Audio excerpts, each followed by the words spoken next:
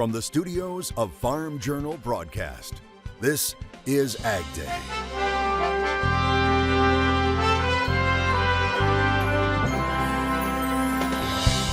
Celebrating a southern delicacy. Prices have come down, so it's making it a little more affordable for people who want to buy live crawfish and have family boils and such. We check out crawfish season in Louisiana. How are Ukrainian farmers surviving? New numbers show a harsh reality about the potential harvest ahead. And what would the Ag Secretary like to see in the next Farm Bill? That's important to rural America. The latest as he testifies before a key congressional committee right now on AgDay. AgDay, presented by Pioneer. What's next happens when the testing grounds meet the proving grounds. Pioneer. What's next happens here. Good morning, I'm Clinton Griffiths. USDA's budget was the focus for Senate lawmakers this week. Secretary Tom Vilsack testifying before the Senate Ag Appropriations Subcommittee, taking questions from lawmakers on everything from needs in the new Farm Bill to the avian flu outbreak in dairy cattle. AgDay's Michelle Rook joins us, and Michelle, Vilsack is pushing for more programs for small and mid-sized farmers. Yeah, Clinton, Secretary Vilsack says within their $25 billion budget, USDA has already kicked out some new programs for small and medium-sized farmers. But he emphasized there will be enough dollars for all their needs in the ag budget and in the new Farm Bill with the use of CCC funds. He also had good news about exports in light of the recent cases of HPAI in dairy cattle. Senator John Hoeven kicked off the hearing discussing the budget challenges due to increased costs for nutrition programs, but put into context the importance of farm programs in the ag budget to maintain a low-cost food supply. When we talk about the nutrition program, or we talk about any of the other aspects of what has become, the largest part of the Farm Bill, we have to understand that if we don't maintain that system of family farms and ranches, our food, and it's food, fuel, and fiber now, as you well know, those costs are going to rise. Secretary Vilsack agreed, but highlighted the loss of nearly 555,000 farms and 151 million acres of farmland the last several years as a reason to include farm programs for smaller farmers in the ag budget and new Farm Bill. Senator Hoeven mentioned the Farm Bill. Obviously, we are anxious to work with the Congress to get that Farm Bill done, but I think it's going to be important for us to focus, in addition to production agriculture, on agriculture that also benefits and increases income streams for small and mid-sized farmers, because that's important to rural America.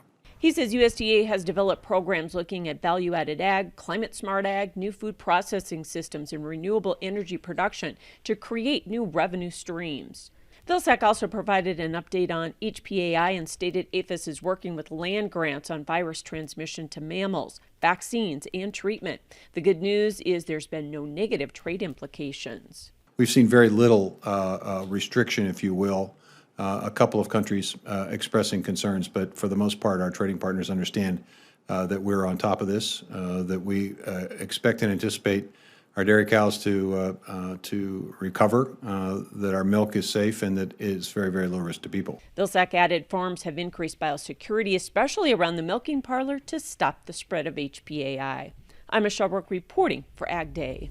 All right, thanks, Michelle. While we continue to watch for any new cases of avian flu in dairy cattle, there are new cases reported in commercial flocks. Michigan officials reporting avian flu was discovered at a commercial poultry facility in Newaygo County. They did not say how many birds were impacted. Now, currently, Michigan has 2 reported cases of HPAI in dairy cattle, and New Mexico is also reporting its first case of the virus in a commercial hatchery in Roosevelt County. Now, APHIS didn't say what type of hatchery was involved, but that more than 61,000 birds would be impacted. Until this week, New Mexico didn't have any commercial flocks affected during the outbreak. However, H5N1 has been confirmed in 6 dairy cattle herds in that state. And Secretary Vilsack was also asked about the cancellation of some NASS reports during this week's hearing, something we told you about earlier this month. He said that the budget approved for USDA was delayed by 5 or 6 months and contained cuts for NASS and other areas at USDA. And when the NASS budget was reduced, there's a consequence. As we told you, USDA has announced it will cancel the July cattle inventory report, along with the cotton objective yield survey and all county estimates for crops and livestock this year. American Farm Bureau Federation, the latest to criticize the decision. In a letter to USDA, President Zippy Duvall saying the decision to cancel the July cattle report, quote, runs counter to previous commitments to improve fair, competitive, and transparent markets, end quote. Duvall adding the decision could stymie land-grant universities from conducting crop and livestock research. He urged NASS to reconsider. Starting next Monday, USDA Undersecretary Alexis Taylor will lead a trade mission to India. She will lead a delegation of 47 businesses and organizations along with officials from 11 state departments of ag. It's being seen as a major effort to build trade relations with India. AgriTalk's Chip Flory talking to Taylor ahead of the trip. Taylor says trade missions like this are a very important tool to help support U.S. food and agricultural businesses around the world. India is, I think, a really important market. We all kind of hear about the demographic trends. They're now the most populous country in the world. They actually have a very young population. And just last year, we had a series of successes on the tariff front where India reduced over 10 food and agricultural related tariffs. And so our exports were being severely impacted, or our ability to export was being severely impacted. So like now is a great opportunity. And I think you see that with the sheer number of businesses and agricultural associations and states being represented on this trade mission. USDA says the U.S. has seen an 11% increase in ag-related exports to India over the past 2 years.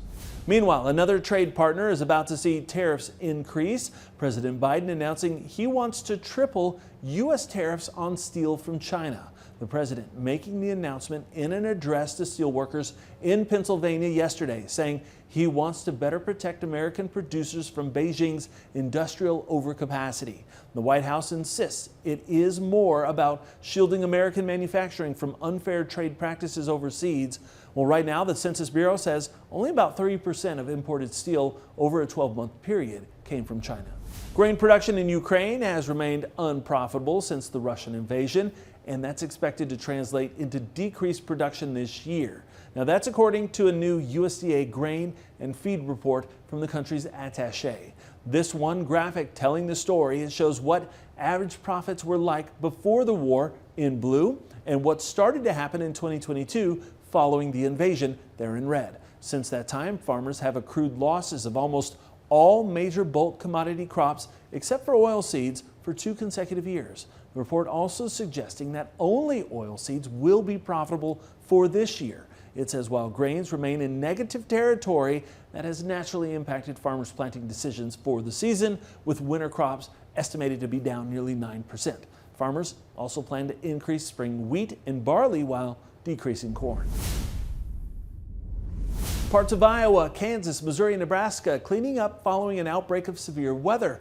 Take a look at this from Trooper Paul Gardner in central Iowa near Pocahontas. Tornadoes, hail, and high winds touching several states Tuesday, impacting homes and farms. Several people captured footage of the tornadoes touching down. Early reports are that at least 2 people were injured. While that storm system moves off, rain is on the way for the Central Plains. Meteorologist Van Engelbrecht has more. Yeah, severe weather potential now in terms of coverage has gone down or will go down coming up for our Thursday, but there are still the possibility for a few stronger thunderstorms to come through portions of the nation. After that, you got the precipitation forecast the next 7 days. Most of this coming down Thursday, Friday, and Saturday as the ridge high pressure tries to build back in. But again, more rain on the way across the United States with also some cooler, if not colder temperatures back up into the Dakotas, Minnesota, Wisconsin going into the weekend. This is all part of that kind of a weak clipper system bringing in not only the moisture, but also some of those cooler temperatures as well. That's going to exit off to the east. Another weak clipper system coming in on Tuesday. We'll look at that coming up regarding the jet stream here in just a little bit. And it was another cloudy day in southern Kentucky, and that had Kyle racing ahead of the rain to get some planting in. We're getting in more pictures of planters starting to roll, though, and that's great to see. I'll have more on your forecast coming up. Well, our markets are waiting on weather and more news in search of a direction. We'll talk markets coming up next. And later, jump in and enjoy crawfish season with farmers in Louisiana. We're headed south in the country. AgDay is brought to you by Germinator Closing Wheels. Germinator steel closing wheels provides a 13 bushel advantage per acre in no-till and a 7 bushel advantage per acre in conventional. Do you have enough room in your bin to switch to the Germinator?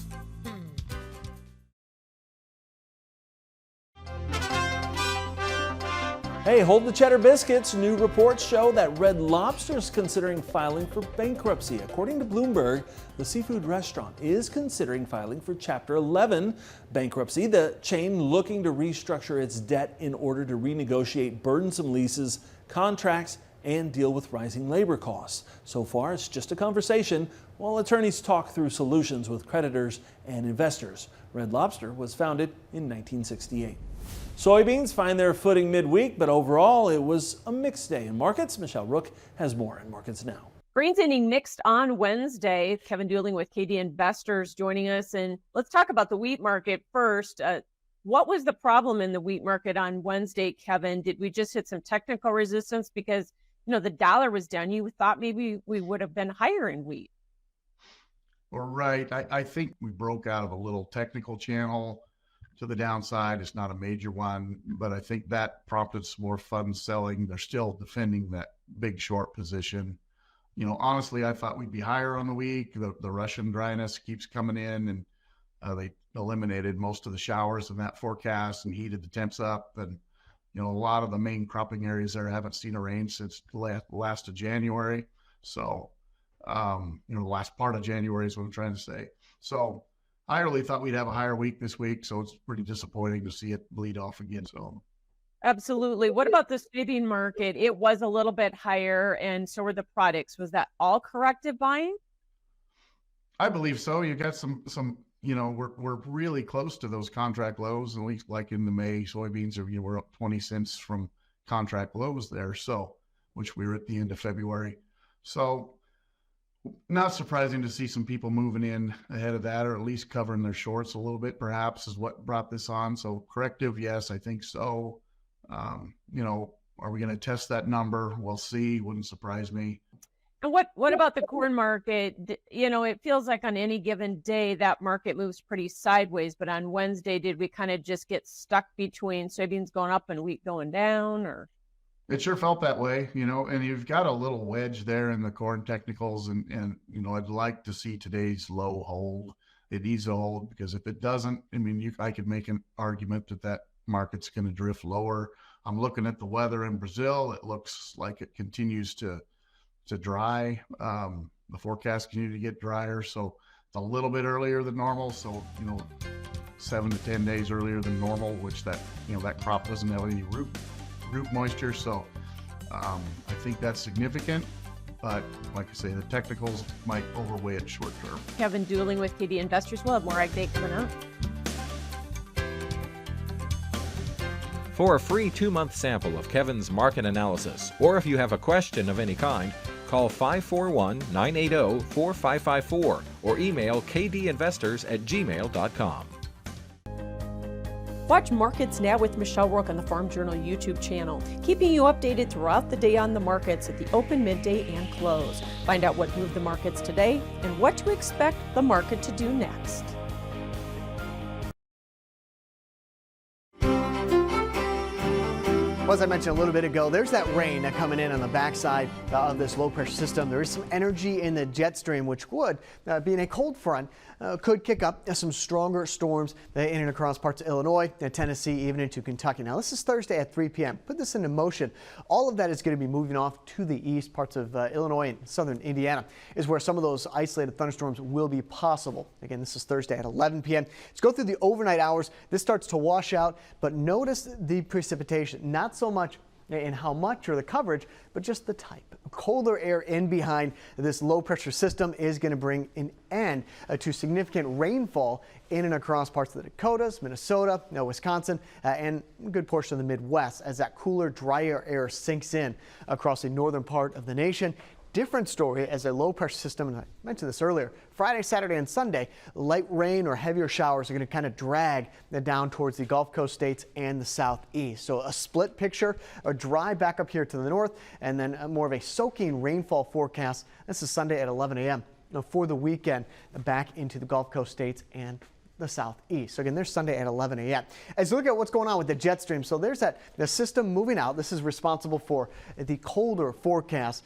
Good portion of the nation coming up this weekend. That moves out. And as I mentioned, I want to start circling or highlighting next Tuesday and Wednesday, starting to see some signals show up in the jet stream that would indicate another piece of energy coming down. Now this is going to be relatively shallow compared to the last one. So what that means is it's not going to get as cold on the other side of this low pressure system, and will actually rebound fairly quickly Wednesday, Thursday, and Friday with the ridge of high pressure building in and across the United States. So again, that's going to be a quiet weather pattern before next storm system starts to take shape over here on the West Coast. And that would time out to be more in the weekend, if not next week, if it does come ashore. Shawnee, Kansas, thunderstorms high around 64 degrees, low about 42. Springvale, North Dakota, mostly cloudy and of course some wind, high about 43. Young, not old, Oregon, high around 70 degrees with sunny skies. The UAE seeing its heaviest rainfall in its 75-year history. Nearly 4 inches of rain fell on Tuesday, forcing flights to be diverted from the world's second busiest airport in Dubai, and you can see why. Check out the roads. The heavy downpour forcing some drivers to abandon their vehicles and run to safety. Dubai, like the rest of the UAE, does not have the infrastructure to handle that much water. Well, police need your help locating dozens of stolen cattle. We'll have details next. And later, we celebrate a southern favorite, crawfish, and check in on how the harvest season is going in the country.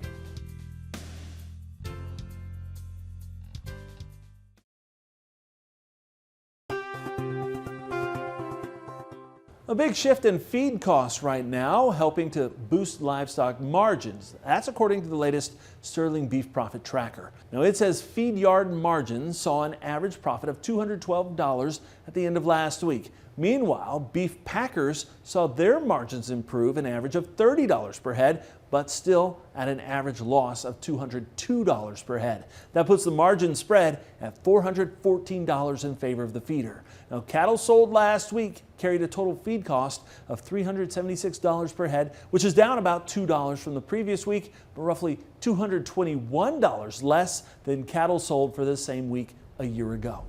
Texas authorities are looking for dozens of stolen cattle. Deputies with the Clay County Sheriff's Office say on the evening of April 5th, JW Cattle Company reported about 40 cows and the ranch's bull were missing. It's believed that thefts happened anywhere from February through early April. The cows were a mix of Black Baldies and Black Angus. The total loss is estimated to be $100,000. While investigators don't have a suspect yet, a neighbor reported they saw a tan pickup truck with a cattle trailer near one of the ranch's gates. They're asking anyone with information to give them a call.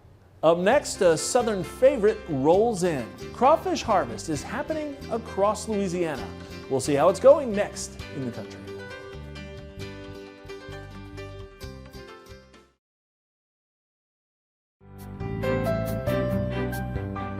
Yesterday was National Crawfish Day, and what better way than to celebrate with a plate full of them. As LSU Ag Center's crawfish specialist tells us, Louisiana's crawfish season has slowly started to pick up. We're getting into the later part of the season in our pond production crawfish, predominantly in the southwestern part of the state. Production has increased slowly. Producers are a little more encouraged. However, there are still quite a few that aren't catching at all. Prices have come down, so it's making it a little more affordable for people who want to buy live crawfish and have family boils and such. Overall, it's still going to be a very depressed season. Oh, absolutely. And we've seen it here on the retail side of things. We're doing half the numbers we normally do. We work on a lot of volume here, and we're not seeing it at all. And, you know, back home, the basin has really picked up here the last couple of days. The production has been a lot better. The size is still a little on the weak side. But I think with this water, we're starting to get, we'll get a good fresh mold, and hopefully they'll grow some. Prices are coming down to adjust with the catch, but there's still a lot of people out here that has not eaten crawfish yet. Every week we get new customers come in and say, oh, this is the first ones of the year, it's the first ones of the year.